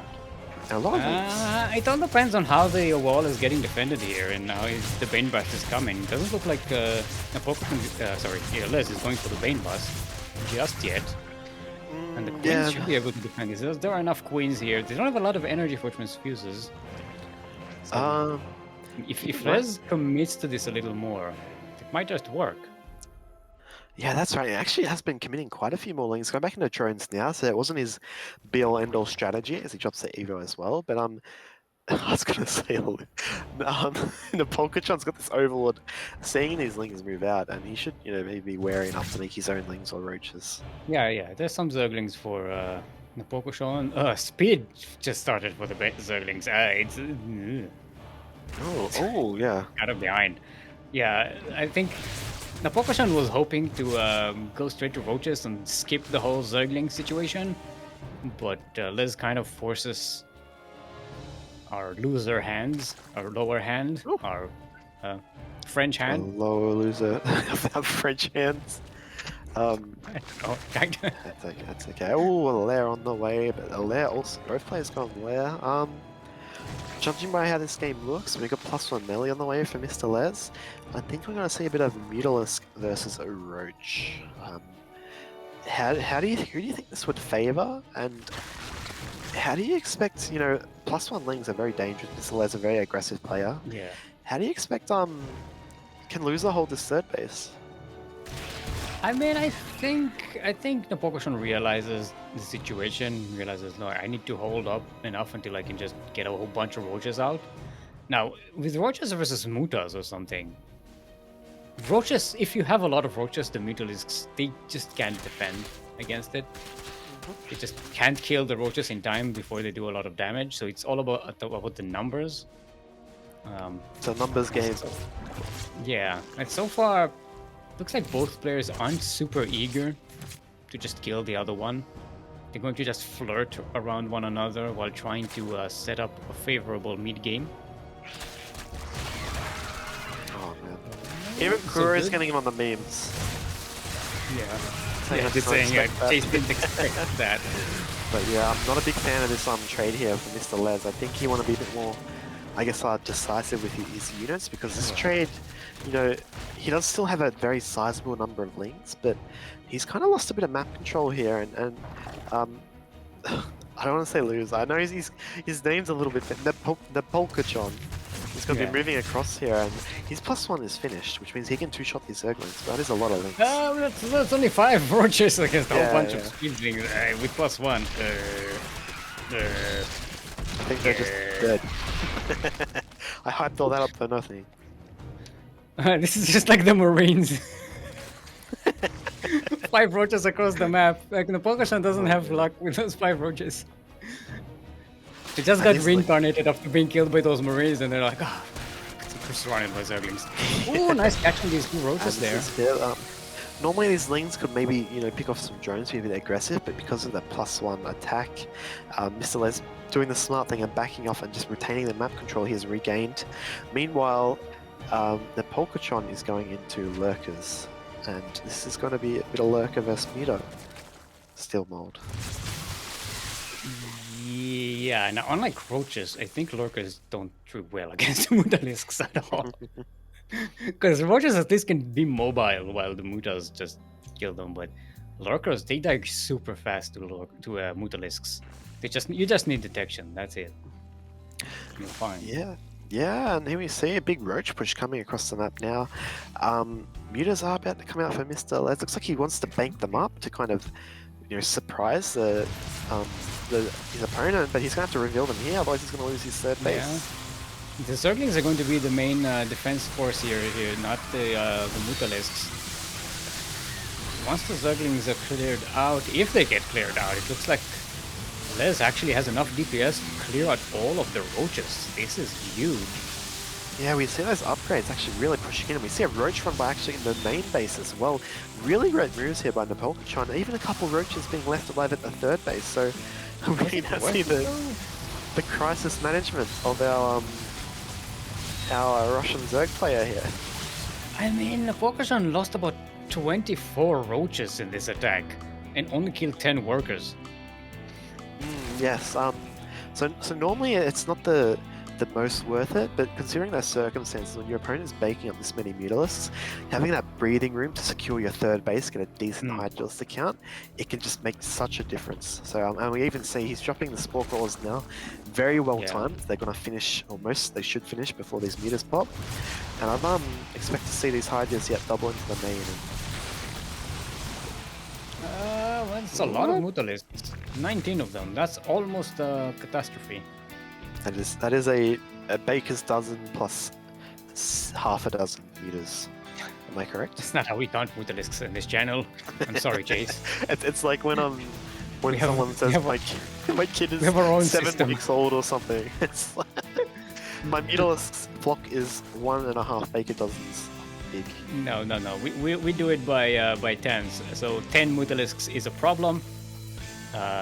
20 Mutalisks is a catastrophe. And 30 and above is an apocalypse of Mutalisks. I like that. That's really cool, actually. But that's the system. Here we see some lurkers out. I'd really like to see Napolcochon maybe try and secure a 4th base. Now these lurkers can lock down this 3rd of his own. And also see MrLEz. He needs to take a 4th base of his own, because Mutaling Bane is a very economic-centric kind of unit composition when you play against a more efficient composition that Napolcochon's doing, and there we go, 4th base down now. So I think we're going to be going to the late mid or the late game here. Still mid. Kind of difficult to tell because we still have Link Bane rolling around the place. A lot of Link Bane, isn't it? It's kind of a weird situation. Could change it on moment's notice. Now I would have liked this for LEZ because Napolcochon has a lot of units that are snipeable by Mutalisks, but the existence of Hydralisks does a lot for our French Zerg, I say that as they all get baned. And as long as the anti-air is out, the Mutalisks are free to roam around. Yeah, all my days, and there's still a lot of banelings outside the third base as well, but these lurkers are really gonna, you know, the anti-air here for Napolcochon is kind of the name of the game, but these mutas are getting shredded still, man. Yeah, that's a lot of mutas lost. Oh, the Down to banelings! 7. We're down to 7. That's not even a problem. They got Yeah, the destroyed! Bears just got... They got denied. Yeah. Oh, good catch from the Hydras, however. Yeah. There are a lot more coming. Yeah, and this is kind of the problem, right? Like, when you have such a economic kind of like cheapish army, such as Lingbane Muta, you kind of want to expand and just take a lot of bases. The last thing you want to do is attack into a player who's kind of turtling, like the Napolcochon's doing. And we see that reflected in the supply count now. This is looking quite scary for MrLEz. That was a scary worker transfer there, but yeah, it looks like Les is overconfident here. There's enough anti-air to clean up all the mutas. And Les is in a lot of trouble. Yeah, even a Roach run by here, and these Lings is pretty much all of MrLEz's army, so it's looking dicey. He's making 12 drones now, but I would have liked to see those a bit earlier, Steelmold. Oh, this is just droned up real hard. And that's a problem because Les is super behind in terms of army supply. And Napolcochon is about to be confident enough to move out. Once this fourth base is set up, I can see just Napolcochon just marching across the map. Yeah, I think once the Napolcochon adds one or two he doesn't actually need to add the Vipers, but playing against Mutaling Bane, you expect your opponent to still be making Mutas. So you'd think he'd be more than comfortable to move across the map once he, even if he maxes out at the very latest. But he's just kind of content to just chill at the moment. And he actually scouts the Hydras of MrLEz. So curious to see what he's going to do here. Well, Vipers are on the way for Napolcochon. So Napolcochon getting ahead into the late game. Les getting a lurker then. So trying to catch up to the tech of Napolcochon, but Napolcochon is already thinking ahead and has the economy to support that kind of transition. Yeah, it's a very lurker. By. Indeed, and we see he's also posturing the left side of the map. His Ling run bys can actually run right into their desk. Didn't even leave one alive, but yeah, MrLEz is gonna GG and what a game. Those Ducklings just disappeared. It was one of them horrible. Almost got away, and then 20 spines just like jabbed into it. Horrifying. And if the lurkers weren't enough, the Hydras was yeah, they're the glass cannons indeed, aren't they? Oh man, but yeah, exciting game one. Very back and forth. We saw each player putting some aggression on and being defensive. So I'm excited for this series. And ZVZ, sometimes you get, I don't want to say boring, but sometimes you get the kind of very flat Roach versus Roach. But it's good to see different kind of styles kind of work against each other here. So I thought that was cool because it makes the game more dynamic, right? Because each player has different goals and roles they want to work towards. So hopefully get a bit more of that as well, and the rest of the series goes on. And we're going into Curious Minds to satisfy your curiosity. I also want to ask you, Steelmold. What? The game ended before I had the chance, but do lurkers have 5 or 6 legs? The answer is, does it matter? They taste the same. From a biomechanical point, it may. In the grand scheme of things, it does not.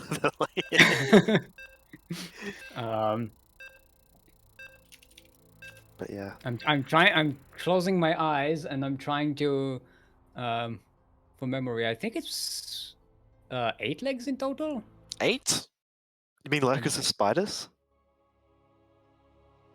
I'm not. That's. I mean, they could be octopus, octopi. It could be things. It's not the only animal that has 8 legs. Indeed. That is true. Also, does the spines count as a different leg? What if like spines, like when you plant them, they like have to make their way back to the hatchery, and they join and they become part of the hive mind. Or is the creep just part of the hive mind? I don't know. Either way, we're spawning in the top left position.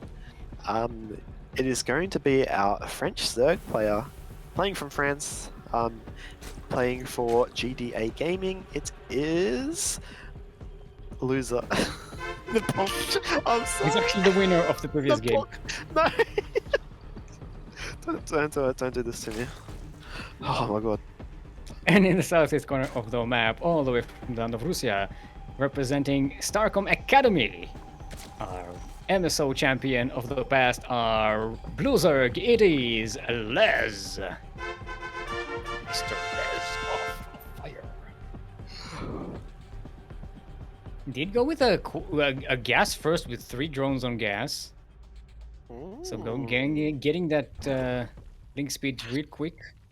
But we have a pool for loser as well. Yeah, there we go.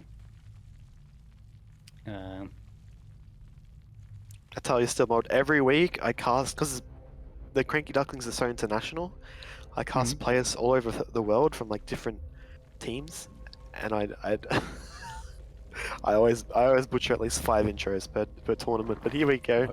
Welcome to the club. This is what happens. MrLEz looking to be very aggressive here. His blood is boiling. He's out for revenge, and Bailey Nest is going to be going down. But pull first, unfortunately, a bit of a build order win, and a very fast Bailey Nest as well for the Napolcochon too. Yeah, it's going to be Link Bane wars here.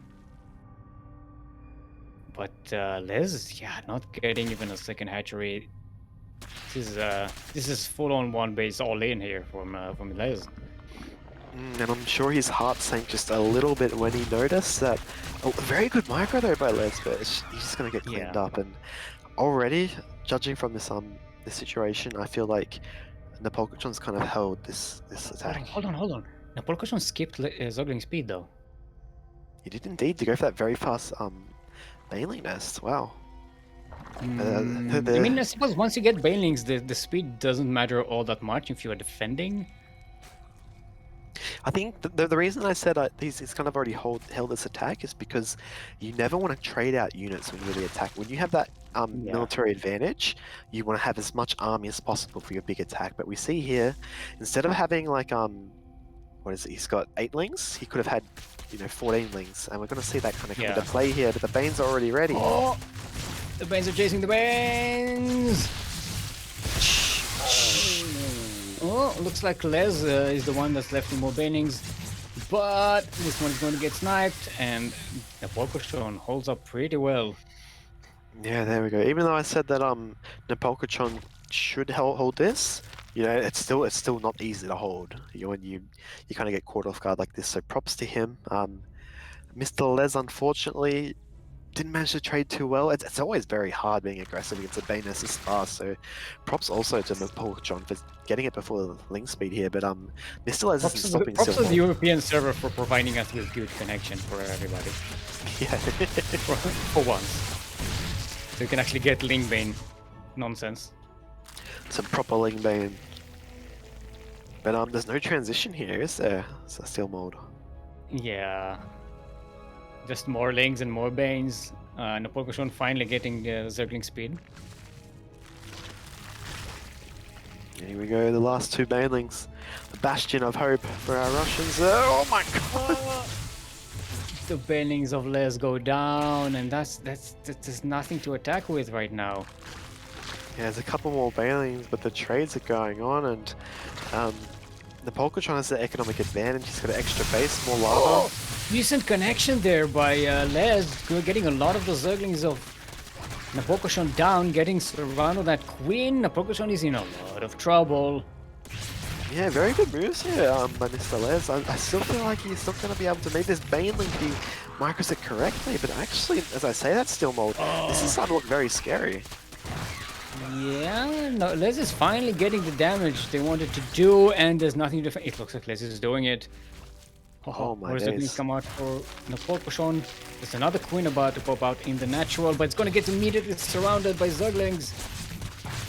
Oh, and I'm eating my words here. MrLEz is making it happen. He's got more Banelings morphing the natural as well. There's a Queen here, but it's almost dead. This is looking. This is crazy. I think maybe Napolcochon misjudged how committed Les is to this attack. I'm gonna check on the scouting. Now, Napolcochon hasn't scouted Les's base for a while, so Yeah, he's not even looking at the natural. If he knew it was Yeah, one so- base, maybe he'd commit a bit harder to this defense, but yeah, he's I kind think of that was a blind. bit of a. I think that was where the misjudgment came in. Napolcochon thought, oh well, oh, I defended a couple of times, I'm ahead. Should be okay. Oh! Oh, good micro there by. That said, Napolcochon is still surviving and now taking the fight to the other side, but Les does have enough to defend, I think. Yeah, that's right. However, the Napolcochon, he's been droning a little bit, being a little bit greedy there. He does want to be careful. He won't make these 2 links he's making now into banelings back at home. I think if he holds this wave here, he might be able to stabilize again. 13 drones versus Yeah. 13. Because He's gotta Mr. win. Les, This needs he's space not stopping, is he? desperately. There's no pains to defend. Yeah, and there's no queens to kind of anchor this defense either, and a couple drones getting picked off. This is a scrappy, All scrappy Les game really still. needs to do is keep on pushing, keep on making Zerglings, and you'll be fine. Push it to the limit. Oh, Oh, these banes. Oh. Yeah. Past the point of no return. Yeah, in a low economic game like this, yeah, every drone you lose is major. Yeah, Les is doing it. GG's called, and we have Wow. ourselves an ace match. Unbelievable there. I did not, as Kuro said, I did not expect that. I didn't expect Yeah. as a Terran player from Taiwan. Expect. You need Expect. to. But yeah, I ate my words there. MrLEz making it happen. A bit of magic. And Yeah. we got ourselves an ace match. Mm-hmm. Yeah, Napolcochon is saying, sort of thought I was fine, shouldn't have resumed droning. Yep. Like I said, Napolcochon misread the situation, misread how committed Les was to this attack. Next map is going to be Pride of Altaris. Yeah, it's always good in those situations. A little tip for you Zergs at home. If you're not sure, if your opponent will end you and you're not sure, if you can, start droning if they keep making units, it's always good to be the aggressor because you can see what your opponent's doing, and it's also very good to make queens because queens are good both offensively, or not offensively, but they're good in a macro sense and good in a defense sense. So queens are the name of the game here, Steelmold. I mean, unfortunately, Napolcochon he lost tried both to, his but queens, right? they kept getting surrounded by Zerglings. Yeah, and then that's when it's hard to fall apart. Yeah.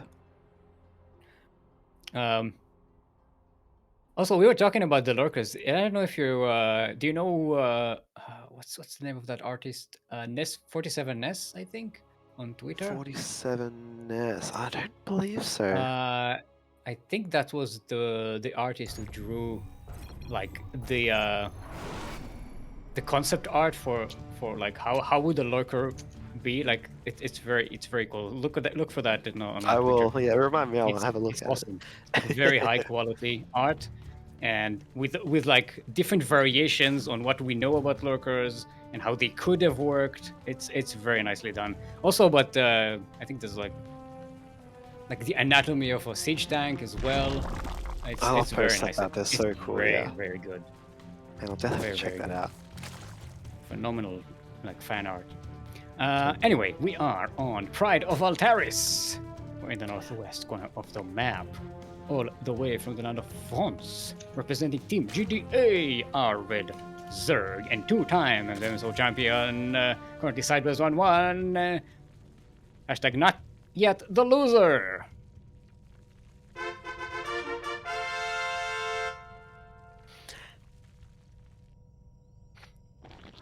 And spawning in the bottom right position, he's pulled it back. It is our Zerg player from Russia playing for Starcom Academy. Give it up for MrLEz of Fire.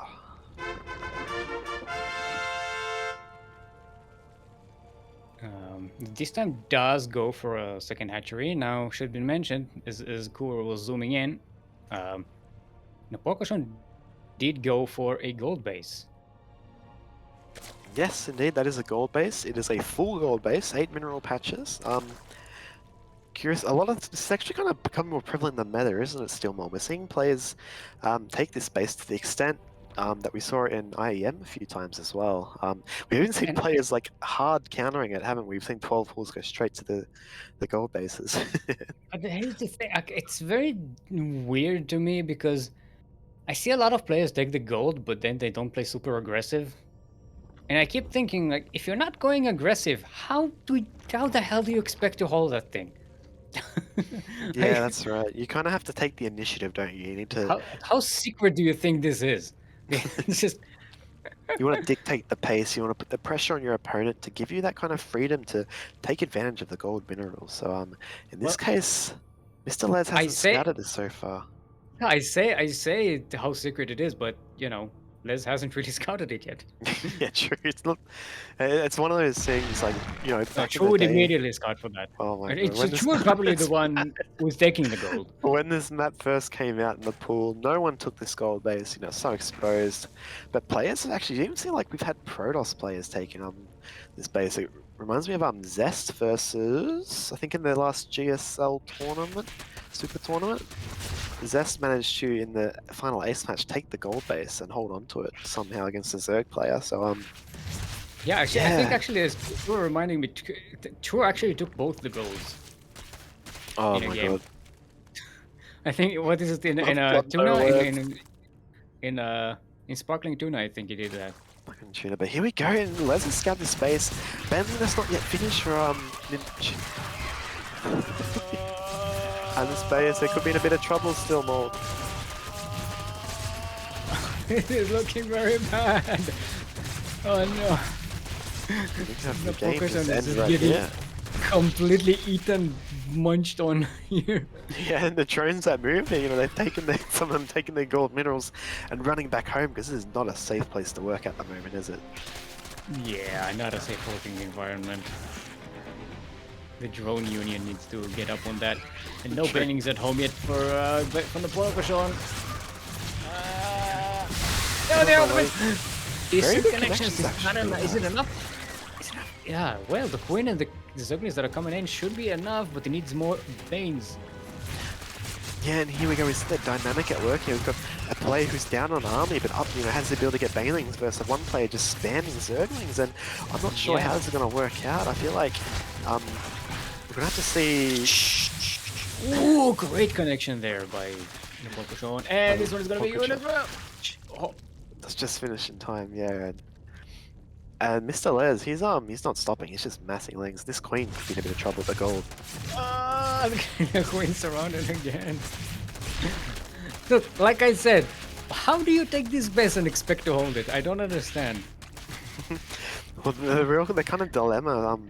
So and Les didn't even scout it. Les just came in with a bunch of Zuglings so that it's there and just killed it. Yeah, I think because we saw MrLEz. Ooh, great Bane connection. Good connection. Okay, yeah. see, that's how you hold it. But we saw this strategy was extra effective because MrLEz went for that kind of the 6 Zerglings, and he had that opportunity to be aggressive with his pool first opening. He hit before the Baneling nest with his Ling flood, and he's actually still just flooding Zerglings here. I think that he's going into Roaches now. This could work out, but as it stands, Steelmold, it's open playing field. The gold player has more drones, and that is not normally good for the aggressor player here. Another queen gets around it. Okay. The Napolcochon's queens are just like they're like we need to start a union, Karen. Okay, getting surrounded by Zerglings. We need to be defended. Yeah, and if he's managed to snipe this gold base, that halves the lava for loser, and it looks like he's just gonna be able to hold it. He's got to defend 2 fronts at once, Steelmold, and that's not easy. And Les is transitioning into Roaches, which do much better against Banelings. Indeed, yes. 2 Banelings on the way. This is kind of a wacky game, and the Roaches moving out now. Overlord scouting them. Trying to get the natural. Les is going for a run by into that base. I think that might get cancelled. Yeah, Napolcochon's just like, here we go, time for round number 2. And again, he has to defend on 2 fronts here against a very using a very micro-intensive army Ling Bane. Yeah. Oh, good catches on the roaches. Oh! Roaches, some of them do get surrounded. And there's one Zergling attacking the hatchery in the natural base of the Napolcochon right now. There's one left. He's actually done a lot of damage, hasn't he? And these Lings just like, hello, sir. Oh, okay. No. Oh. Okay, just one. I like that from the Napolcochon. Okay, no, I'm just investing one. I need the rest to go and deal with these roaches there. And it looks like Napolcochon's actually going to be able to hold on here, Steelmold. Yeah, but MrLEz is not stopping. I hate this gold base now because it's so exposed and you can't really mine from it right now. It would have been so much better being a natural behind a wall right now. Yeah, and Leslie wants to snipe it. He's still not droning. He's just being super aggressive. He wants to end the game here, but No, Lez is making one drone. Oh, that's technically droning. Egg on my face. Yeah, this too. But even if this gold base goes down, so Oh, yeah, GG's gold! There we go. I was gonna say Napolcochon has another base as well, so he would have been 2 base versus 2 base still. So GG. GG. Couple of those games still more. I did not expect those results. Yeah. I didn't expect Napolcochon to take game number 2, and I didn't expect him to actually take number 3 either. Sorry, MrLEz taking game number 2. Yeah, I mean this is a quality ZVZ that we got here. Yeah, Crazy series, yes. What a cheeser! The Pokemon is like, what a cheeser you are, and Les is like, yeah, boy. But yeah, and Napolcochon will move into the semi-finals where you go up against KnockKnock. Do we know where Knock is from? Is KnockKnock also from Korea? We do have a Wikipedia. I think our best Taiwan group is saying. Taiwan. I was gonna say our best bet is to just look at the country with the highest population, and then just like guess they're from there, because percentage-wise, that's. I mean, it was China close, or right? India. Yeah. But we rarely have Chinese. We don't actually. Did we even have ever a Chinese player? I don't think we ever. There's maybe been one. I'm not sure. I know Because the Chinese server is separate. It's a completely separate system from the rest of the Blizzard ladder and everything. Yeah, I remember you wouldn't be able to play on the Chinese ladder. You actually needed a maybe was it a citizenship kind of tied to your account or something along those lines. It was very, very secretive, very exclusive. Yeah. But we do have a lot of Taiwanese players. We do have players from Hong Kong. We do. Papa Panda, the king himself. I believe he is. I need a Chinese phone number. Kuro is saying. Chinese phone number. Thank you, Kuro. Kuro is the goat. No, she's the fairy, the information fairy, not the goat. Kuro is a fairy in the shape of a goat. There we go. I'm a clam, excuse you. Yeah, Kuro has adopted the clam emote from the old Crank channel. Yes, whenever I see that little clam, I do think of Kuro. But yeah, what series are we going to go into here, Steelmold? Semi-finals. Semi-final, Napolcochon versus KnockKnock. Okay. Hey Chase. Yo. KnockKnock. Who's there? KnockKnock. Who's there? KnockKnock. Who's there? KnockKnock. Who's there? KnockKnock. I'm going to ask you to leave my premises. I invited them to the party. They're here. If you keep knocking, I'm going to call the police. FBI, open up. If I go away. Meanwhile, we have Thorn969 in chat, so locals definitely have 6 legs. Definitely is a very definite word, so I'm going to take his word for it, because doing my own I don't research, think... Did we have any lurkers since we asked the question? says, I don't think... Or maybe 4, so I don't know if it's definitely 6. Or maybe 4, but Definitely maybe. Definitely maybe, yes. But yeah, if you guys know, let us know. Called Definitely Maybe, right? I think there's like a romantic I comedy think called there definitely maybe might be one. But yeah. Definitely, maybe there's one, right? Yeah. Yeah. See what I did there? I think definitely, maybe I made a pun on definitely. But yeah, here we go. It does look like KnockKnock is going to be a Terran player. Ooh. It's like Napolcochon is like, no, you're a fake plat, right? I'm guessing this is KnockKnock's account on NA's platinum. I mean, he has had quite the run so far, hasn't he? He's 2-0'd Nobody, and he has 2-0'd Gunner. So, yes, Diamond 1. So, here we see a bit of Terran versus Zerg action. What are we expecting to see here, Steelmold? So it's Taiwan versus EU. US West. Okay, let's double check with everybody. I gotta ask, because every time I make assumptions, I turn out to be wrong. Why Chase have the number 69 next to him? Because this is MSO number 69. Nice. Yes. Also, shout out for Sora's. Light still needs to give him mod. Wait, just no. wanna remind. KnockKnock disconnected. Oh, happened? we need to disconnect.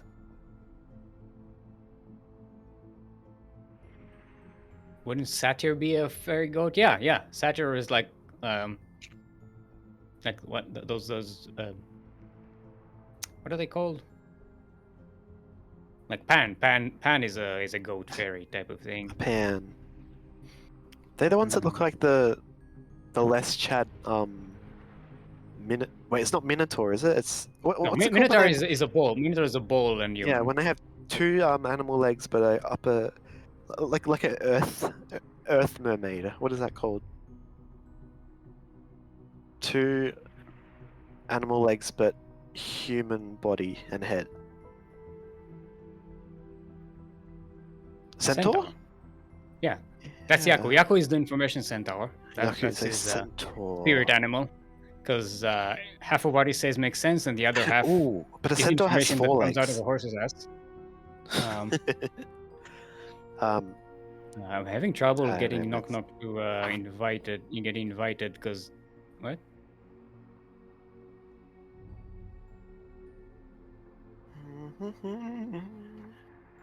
Yeah, it was a very weird situation. To me it shows KnockKnock is offline. To me, it shows he's not in the party. Yeah, I'm not sure.